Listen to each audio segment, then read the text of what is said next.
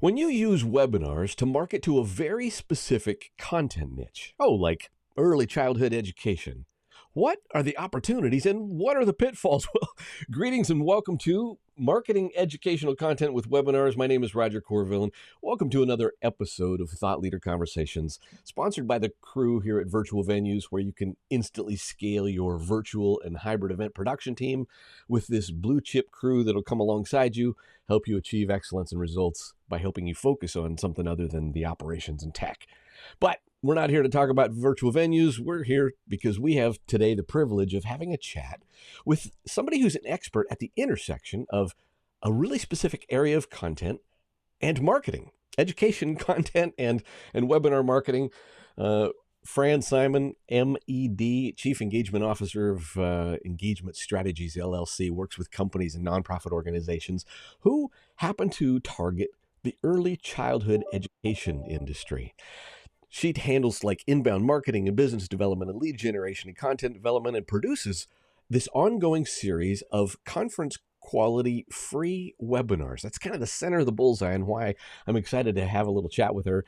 Of course, in her case, those who serve the early childhood education space. Fran, welcome. I'm so glad you took a moment to be with us today.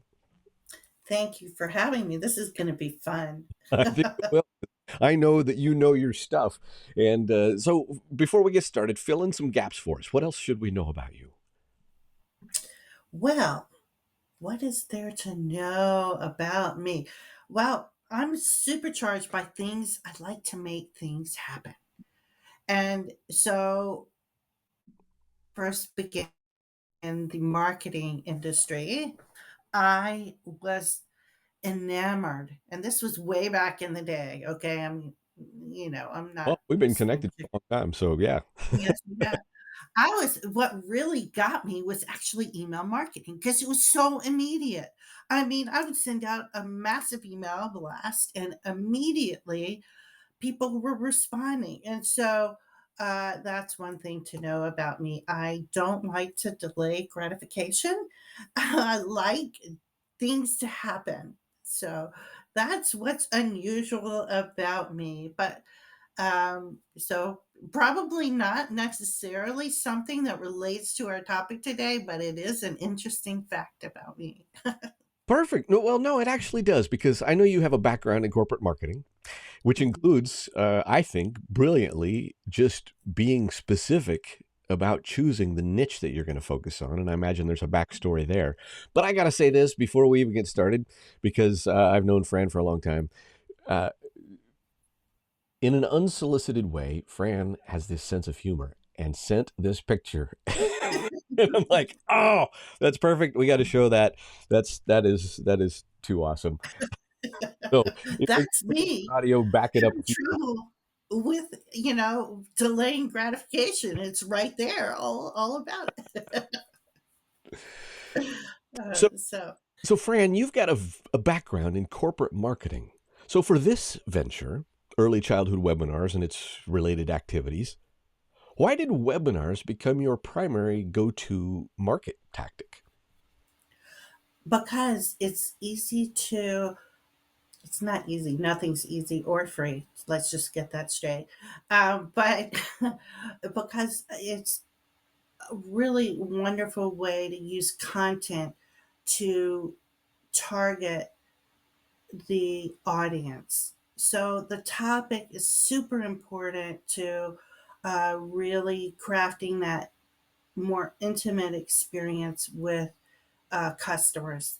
And so what I found is it's really especially powerful in terms of the data you can collect. And so between the content, narrowing the focus, and then the ability to collect content, that is really powerful. And that is what the service I offer to the sponsors slash clients that I have. They're looking to connect with within our very small niche, a very specific group of purchasers. And so, and they're different depending on what the product is. So the webinar content is a great way for them to attract the right audience and then interact with them and demonstrate their thought leadership and their uh, special sauce, their sales proposition. Yeah, that totally makes sense. First of all, because you're exactly right. Content is is how you position your content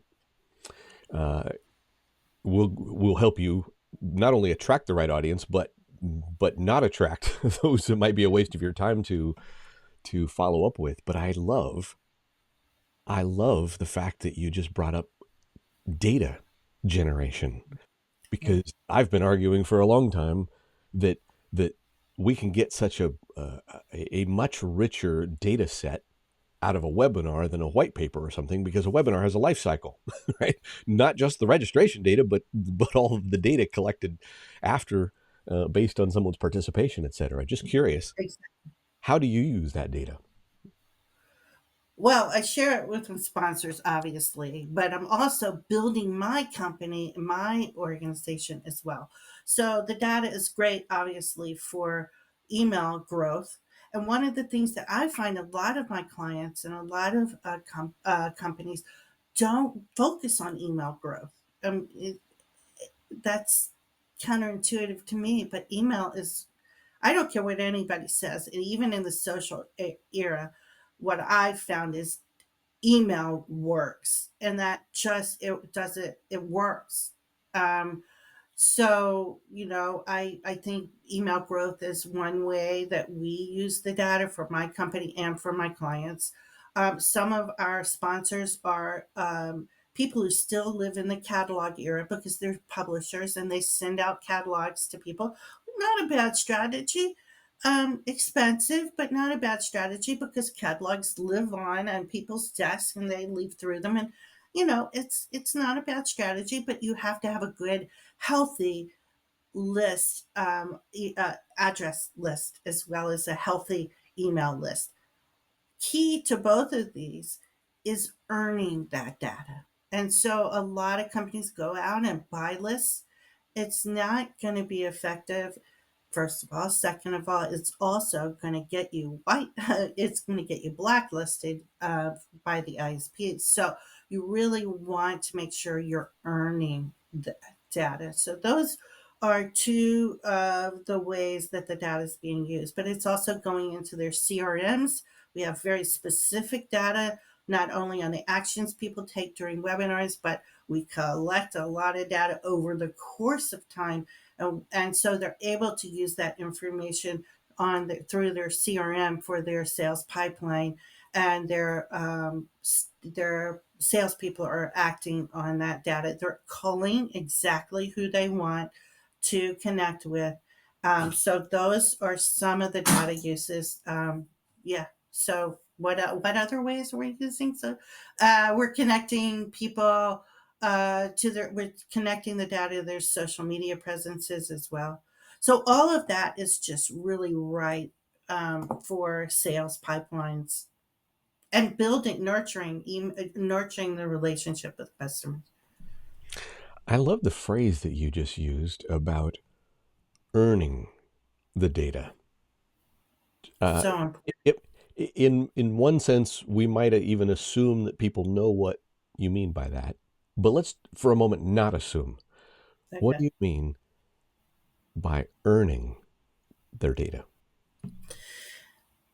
It all goes back to that content again. So inbound marketing is based on the idea of offering people something they want, and in exchange for that, they give you their data. Right. And so, as opposed to, I think, on social media, while there's lots of tools and um, things you can use to scrape data about the people who interact with you on social media, this is giving people something that they want, earning their trust by offering something valuable. Mm. And then they become more connected to your company, your organization, and they're more likely to want to engage in a long relationship with you. This is not transactional, really. It's more about earning that trust in that relationship. So you can't really get that another way. I mean, I think video in general, even YouTube, builds that as well. A little bit on the social media side, but those are snippets. But if you think about some of the people who are on YouTube, for example, are really building a relationship with their audience. I think there's something about that Hmm. one on one, that well, it's not really one on one, it's Right. one to many, but that what we're doing right now, the face to face communication is really important and to building that long term relationship and building trust and building thought leadership. So that's what I mean by earning. Yeah, I'm going to put an exclamation point on that because I know you and I think exactly the same there. And in fact, I just wrote a blog post a couple weeks about it. Um, there's something that happens uniquely in real time or synchronous interaction because it's not just about that, in a sense, face to face connection. Yeah. There's the potential to create peer to peer connection, either Yes. like more explicitly, like putting people into a breakout room, or less explicitly because now everybody's sharing the same experience and typing things into chat at the same time. Yeah. But then you have the chance, assuming you've got the presentation chops, you've got the chance or the opportunity as the presenter, facilitator, thought leader to enhance that relationship by responding to an individual that helps them feel seen. Yeah. Right. So when Fran types something into chat and I go, "Oh, Fran, that's a great question." Right. You just realize that I just saw you. And Right. that doesn't happen on social media. It doesn't happen on YouTube, or, that doesn't mean you Yeah. That's true. interact. But there is Absolutely. something special about that. And the fact that whatever Fran just typed into chat at that moment was what's on Fran's heart, right? That Right. question that you had is specific to you in your context, even if I don't fully understand all of you or your context. And when I respond, that could potentially be one of the most valuable things that you get out of the webinar Hmm. relative to everything else that was said, because that was something that answered something specific for you. Um, that Yeah. that was the Let's go back to data when you talk about that too, say, because in session, all of that is being recorded as well. So that if you we share that data also, if the chat transcripts and the Q&A with our sponsors, and we also use it, go back and look at the interactions that are happening, not between other people, that would be right. unethical, but between the presenter and the audience, and we share that with the sponsors, and they can use that also to build that relationship on one-on-one. Hey, we saw you were in the webinar and you mentioned XYZ, and that is powerful. So Yes. powerful. Oh my Yeah. gosh. I cannot tell you how many years I've been preaching that, and so few people do it. Um, yes, that warm opportunity. And here's the problem. There's still generally big silos between sales and marketing, right? But Oh, for sure. clients, and we get the two talking together. Sales ends up coming back and going, that's one of the most powerful things ever, because now their lead development people or their inside reps or whoever's going to be dialing the phone has a warm entry point going, hey, Fran, I saw you were at our webinar last week and asked about how to launch widgets on Tuesdays. Did your question get answered? Is there a way, what were you thinking about launching widgets on Tuesdays? And that right there now sounds like I'm a helper instead of an Yeah, intruder. That's huge. exactly. Yeah, absolutely. Fran, it looks like I was going through your website and it looks like this was probably a couple years ago, but you had one of your events had the title that I just found fascinating: facilitating meaningful online experiences with young children, unexpected challenges and joyful opportunities. And I just thought, you know what? Besides the fact that that's what we're just talking about here, when you think about facilitating meaningful online experiences, What was top of mind for you there? And if you don't remember because it was 2 or 3 years ago during the pandemic, it's okay. No, um, at the time, people were really struggling to connect with children using, Right. online synchronous events. And I think, and they still would be, because remember, we're talking about not high school students, we're not talking about college students, we're talking about little tiny itty bitties who are they're very active. So um, I think the important part was giving children, just like we talked about, giving value, giving them something that they can really experience, uh, in that moment. Okay, not unlike very ADD people who can't sit still either. We need to capture them and find ways to help them. They are 3D. Children are 3D. They're like, they touch, they feel, they want to move around. What can you give them that keeps them interacting with a 2D kind of experience?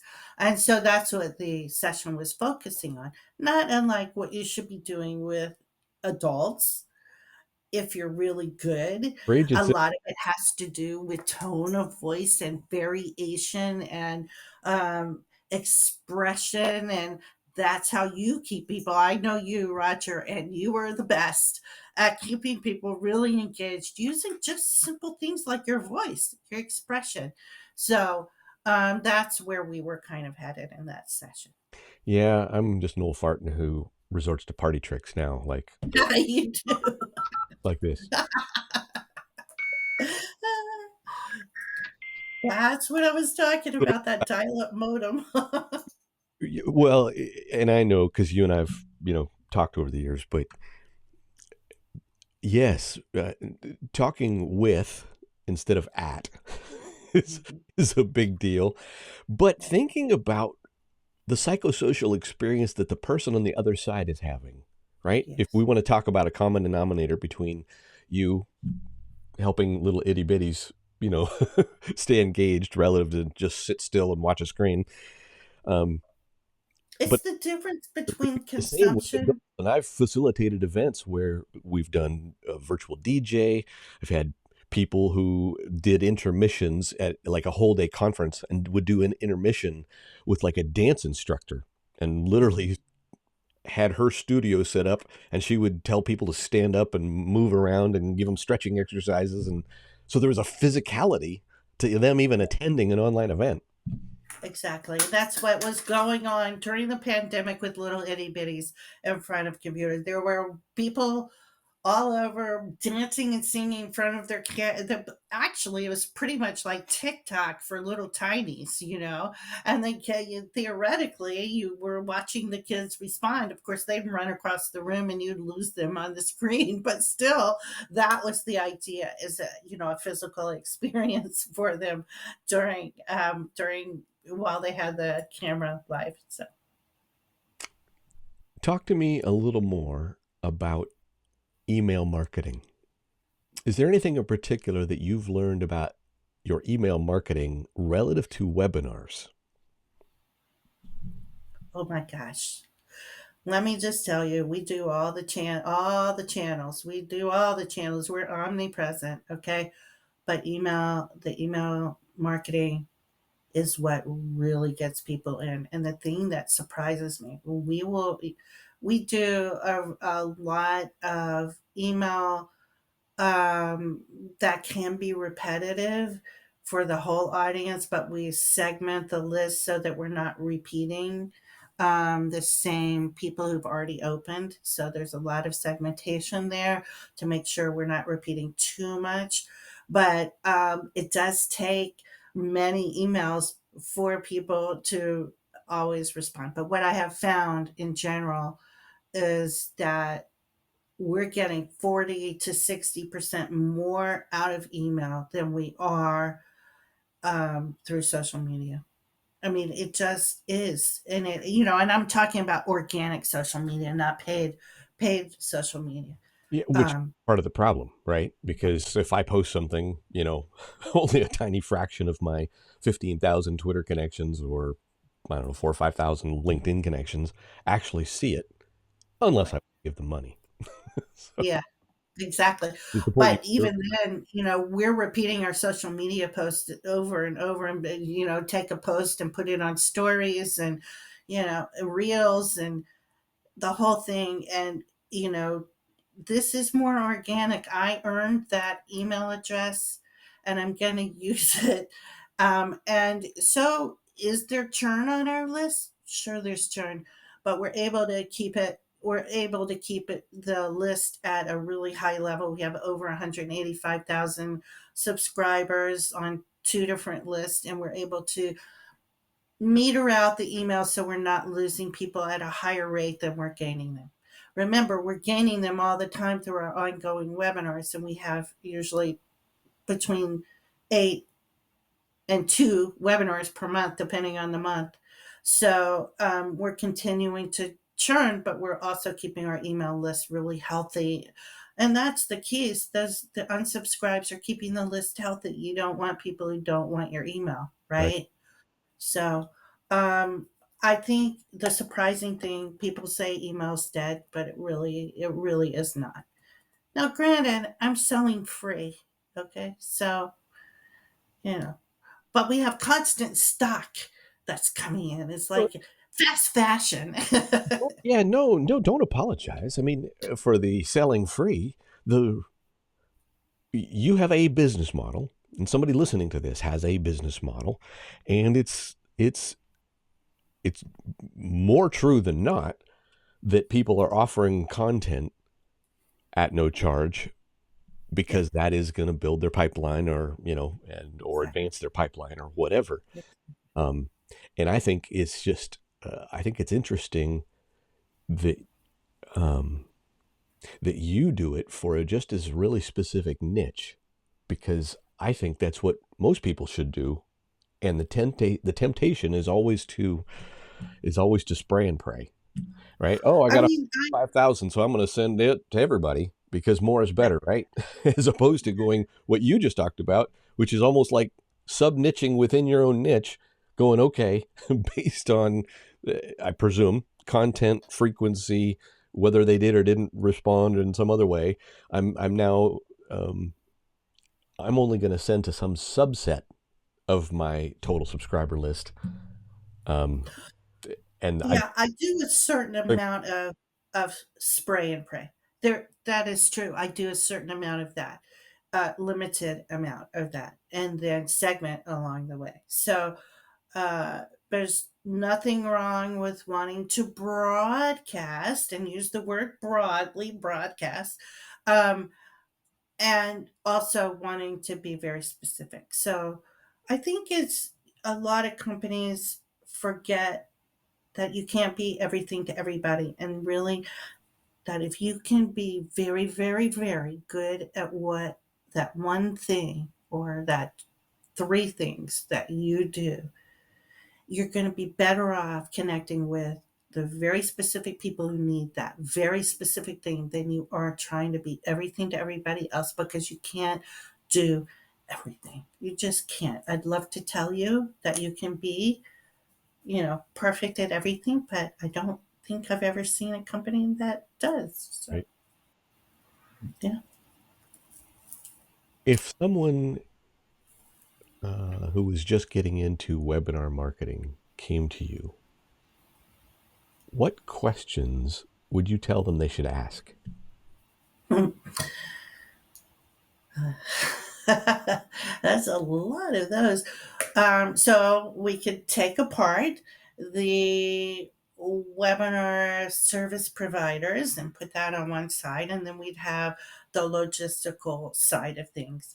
And I think the key thing that I would say is to think about the before the webinar, the during the webinar, and the after the webinar, which is really super important. I'd also, so I have to think backwards in questions. You made this a hard question. I'm fine. talking to people, and I know you're expert, so that's a great answer. Keep going. Uh, I would also ask a lot of questions about, well, first of all, you have to ask yourself questions. What do you intend to get out of this? What is it you're hoping to do? Are you growing your email list? Are you growing your sales pipeline? Hopefully, you're doing both. Um, I'd also suggest that you ask about planning. You start defining your planning really well. Um, I have to think about content. Definitely think about content. What does your audience need? What do they crave? Right? Mm, That's what you want to give people is what they crave That's in a terms of content, right? And uh, well, gosh, I could go on and on. I would have to start from scratch. The one thing I would tell you is you're going to be doing a lot more marketing than you are actually doing the webinar. Um, and I also think you should be very careful about the webinar provider you select. hmm. Um, Tell me a little more. now, well, um, everybody uses Zoom. A lot of people do. There's tons of different companies to choose from. I do think that Zoom has a lot to offer. And Roger had a conversation with the Zoom account representatives today and came to understand that perhaps the product they sold me is not the product I needed, which was a higher level of service, obviously more expensive.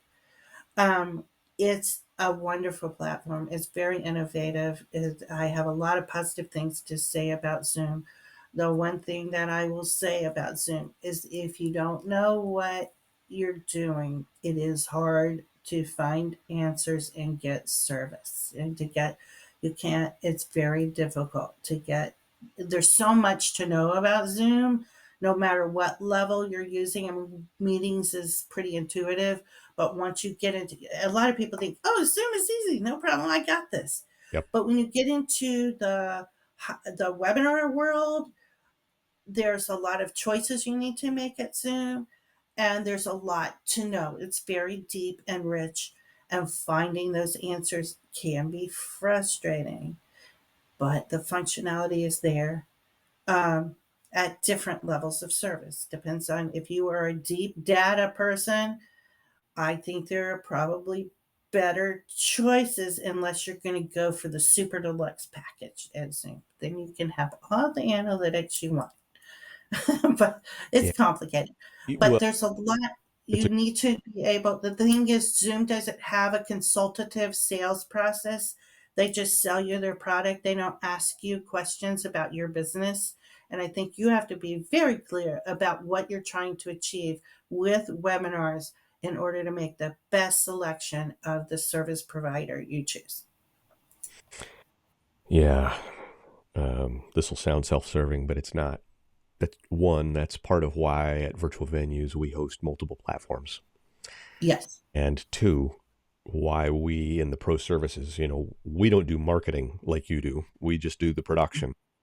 Right. But working with the program managers or marketers or those that are putting their webinar series together, um, two things really emerge. One is oftentimes it takes a good bit of querying in the pre-sales process to even help them figure out how to ask the right questions, right? Yeah.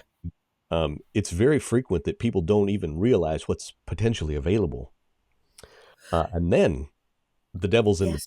right? The distinction between platforms is down deep in the details, and how and whether we steer you to Zoom or On24 or Go WebEx to work. can very much depend on some little thing that requires some follow-up questions in the pre-sales process. Right. And you've got the benefit of having the experience of doing this on your own, so you understand it at a really granular level. A lot of people in Yes. the corporate world, their only experience is, well, we use Microsoft Teams day in and day out for our meetings and collaboration.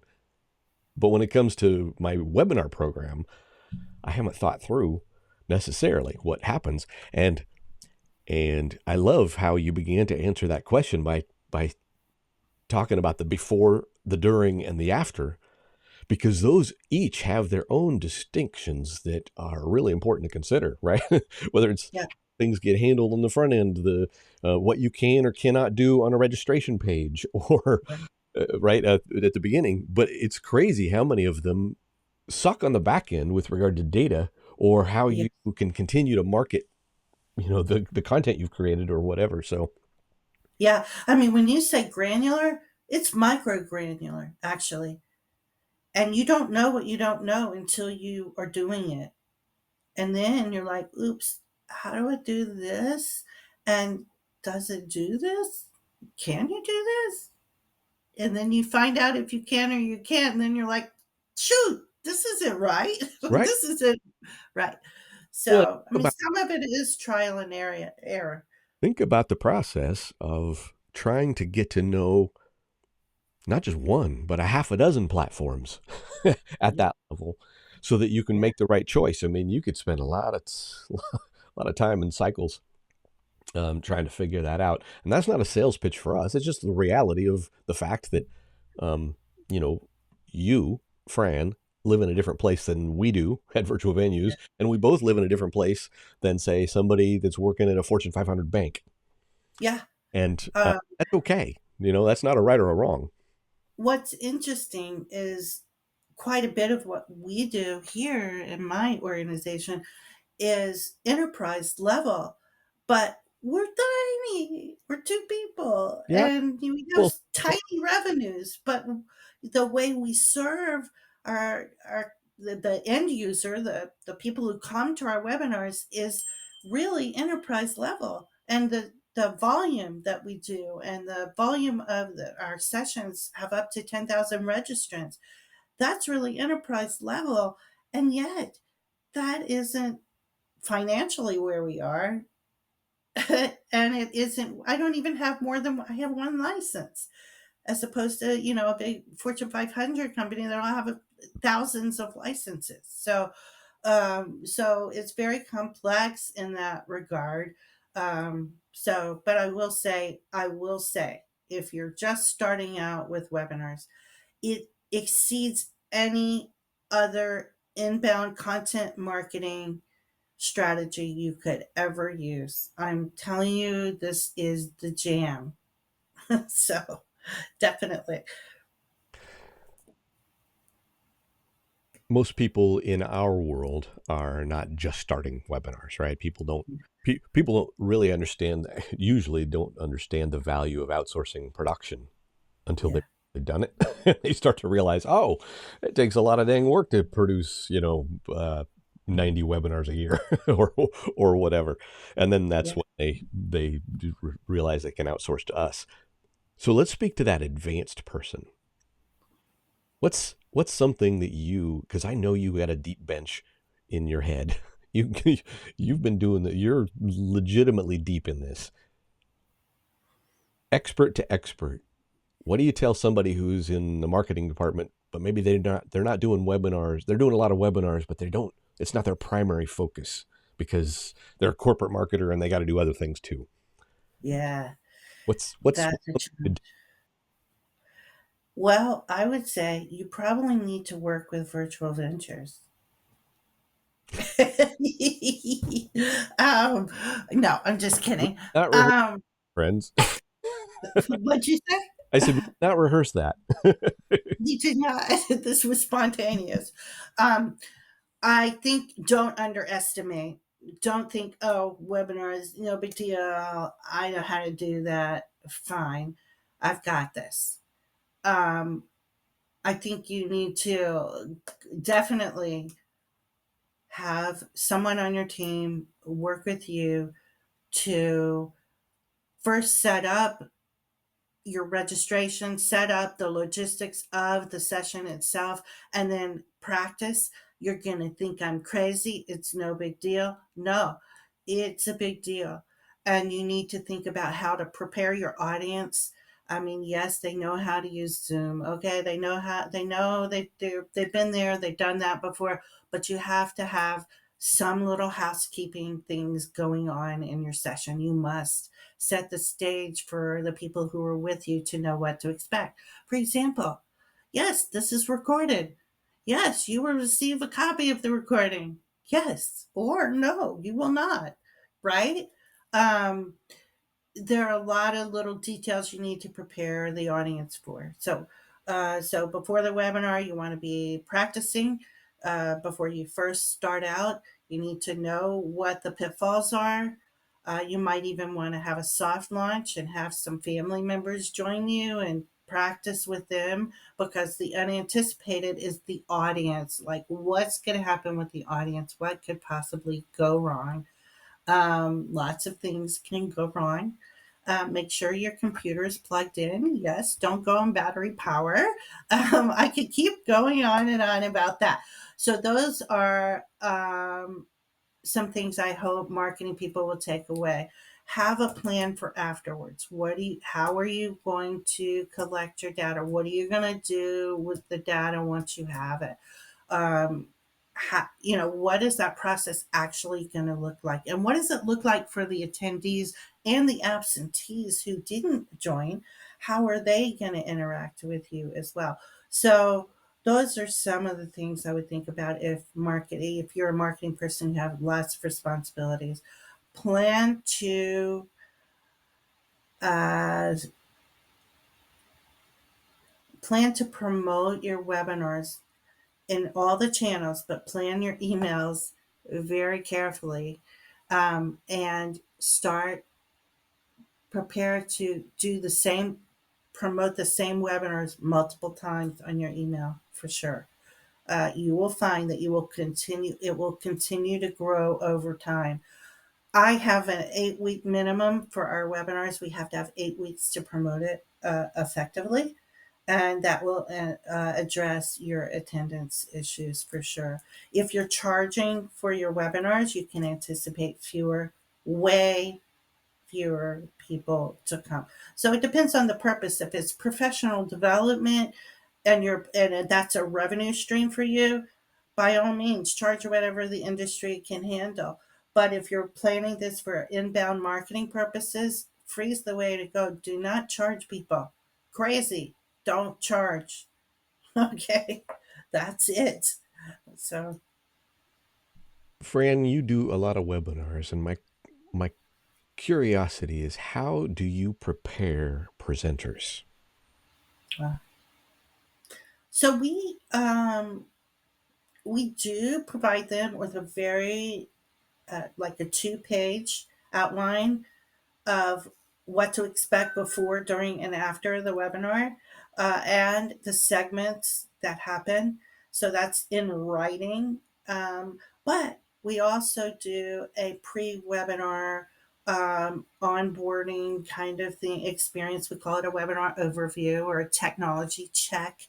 Mm-hmm. And so we encourage them to be at the computer that they're using, to have the environment exactly the way it's going to be during the webinar. We do that technology check to make sure everything's working. And you'd be surprised how many people do not have the environment set up, and how many times that becomes a problem for us, no matter how much we prepare them. They come on half an hour early, and that's a saving grace for us, because we find all kinds of crazy stuff goes on because they just don't follow directions very well. and I find it we, common for presenters to think, "Oh, I do Zoom meetings every day, so I yeah, got," right? yeah, And don't understand that you're going to bring them into a different context. yes, right. There, we have our own format, just like any radio show, TV show you see. Roger has a format. Um, there's a format to it, and they need to know it in advance. And they don't read, and they don't, and so you have to have that pre-webinar overview for them, or they're just lost. And then before the webinar, they always have a million questions.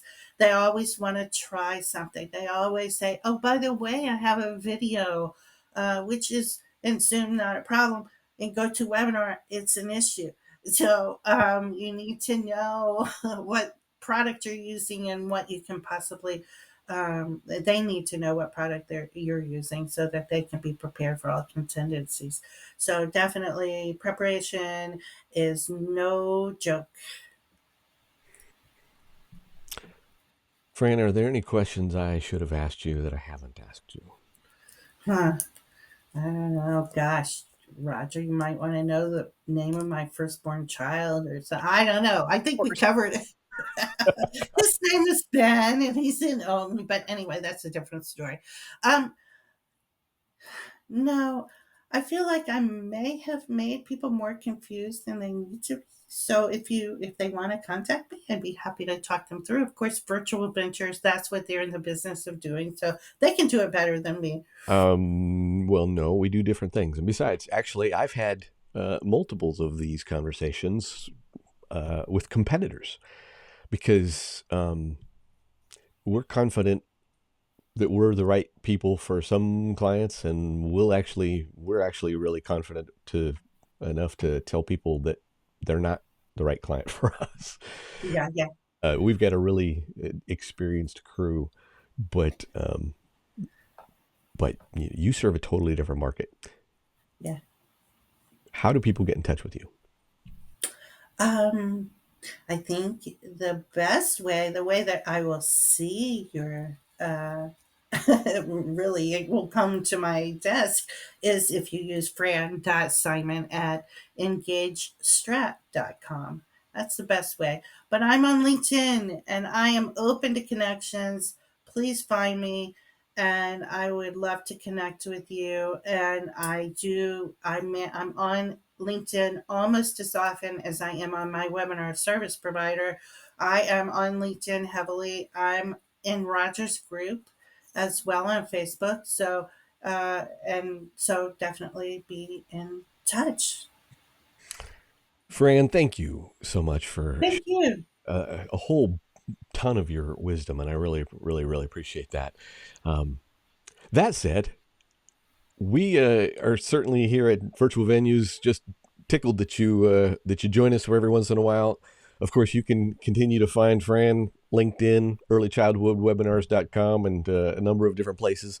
Thank you again to our sponsor today, Virtual Venues, who can instantly help you scale your virtual and hybrid event production team. And we catch you on the next episode of Thought Leader Conversations.